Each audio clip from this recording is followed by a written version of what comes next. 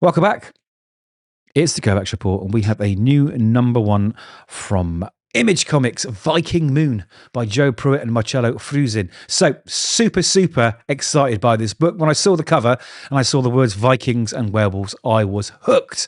Absolutely hooked. And if that's your cup of tea, you're not going to be disappointed. So I'm going to go for this book page by page. There will be spoilers, so do read the book beforehand. If you don't want to spoil it, like the video if you can. And definitely hit that subscribe button. I'd really appreciate it. So look at this cover. Isn't it glorious? How could you say no to this book? Well, I couldn't. So let's dive straight into it.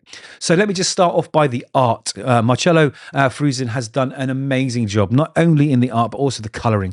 It is beautiful. Every single page looks amazing. And the costume designs, the character designs, everything about it looks thoroughly researched. I absolutely love the way this book looks. And also, I love the way it sounds too, because the story is great. So we have these three Vikings here, and they are running.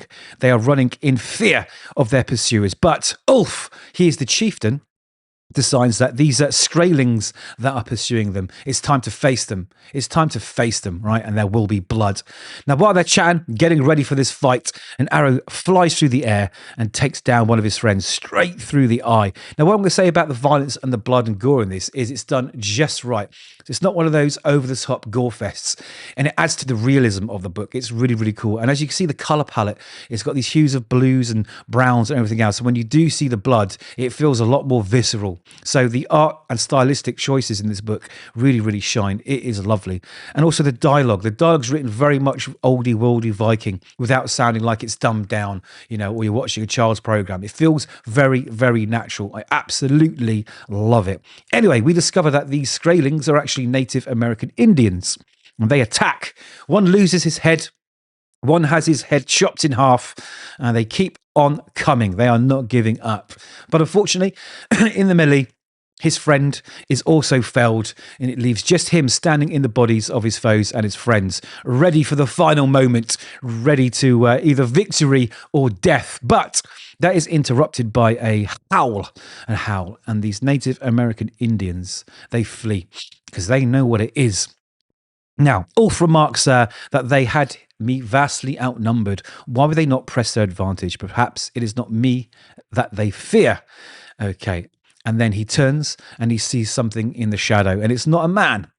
No, it's werewolves, or as he calls them, demons. So there we go. It's a good setup. Now we jump one day earlier and we see these Vikings on one of their ships approaching land in the seas, right? And he says, so this is Vinland. So I'm assuming that's Canada. He says, the words used to describe its beauty failed dismally in their task. Never have I seen a more splendid land. Now, they've been following a map from their friend Ericsson. So I'm assuming there's a settlement that has already landed there, and they are following to start a new life, build a new world. And we meet his husband, his wife and his daughter. And they're all impatient to get off the ship because, they've been there quite a long time. They want to feel land. So they have a land party, and they go check it out and they decide, right, this is where we're going to build. This is where we start our new life. So he sends a couple of scouts out to find out what's as far away as they can get, to find out the surrounding area, because they've heard, of some Skraelings, these bad people that are there, the natives essentially, right? So they want to just know the lay of the land and build some fortifications to keep their clan safe. So the building starts. Now his daughter wanders off and she's picking flowers, very gentle child, and watching in the bushes. We see another chappie here. He's watching her. So those are the natives. Now he gets back to the shore and he decides that everyone has to sleep on the boat for one more night because they're still building. And it's probably not safe until the scouts have come back. And that's exactly what they do. They arrive and they say, we need you to come with us. We need you to see this with your own eyes. Now, while they're traveling through, they do see some Native American Indians on a boat, and they both draw their arrows. Now, Ulf says, don't shoot, right? Because he doesn't want to start this, new world with enemies. He wants peace. He believes that they can live, together as such. But his friend here is a bit trigger happy, and he lets fly his arrow, which takes the guy out, and the other guy flees, which also means he's going to go back and tell his tribes that these guys, these Vikings, these horrible beings are enemies, and we need to go get them. So he knows that danger is coming from them. Also, he says, right, take me to the settlement, the Thorfinn Karlsefines.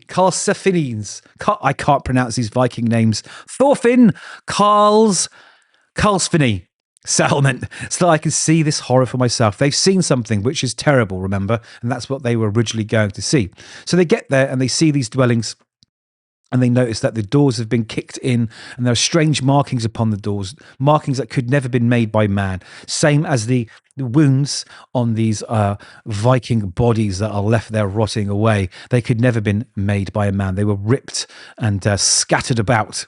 So he thinks there is beasts abound. He says this place stinks of death, but it could still provide a haven for our people. Okay, and he decides we need to get back to those people because, it's getting dark and we don't want to be trapped out in the dark at night in this new land.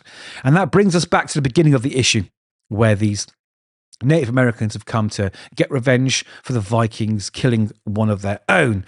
And he's like, run!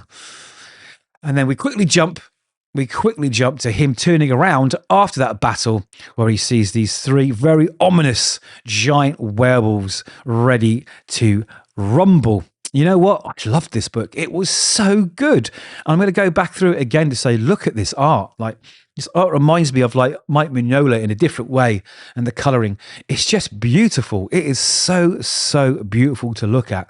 Usually these sort of Viking werewolves, these type of books are never really good, but this has substance, right? I'm instantly enthralled by the characters, right? We've got two parties here and both of them have kind of, been thrust into this position where they're fighting each other, rightfully or wrongfully. Plus, there's this other threat of these werewolves. I really, really like the premise that's been set up in this book, and it's done it so, so well. So for me, this has been another cracking Image #1, and I'm very much looking forward to the next issue. So there we go. Those are my thoughts. Do let me know yours if you've read the book. I'd like to find out what other people think because, usually books like this are 50-50 with some people, but for me, it's 100%. So like the video if you like the video. Hit subscribe if you want to see more videos like this, and definitely come back and catch me in the next one.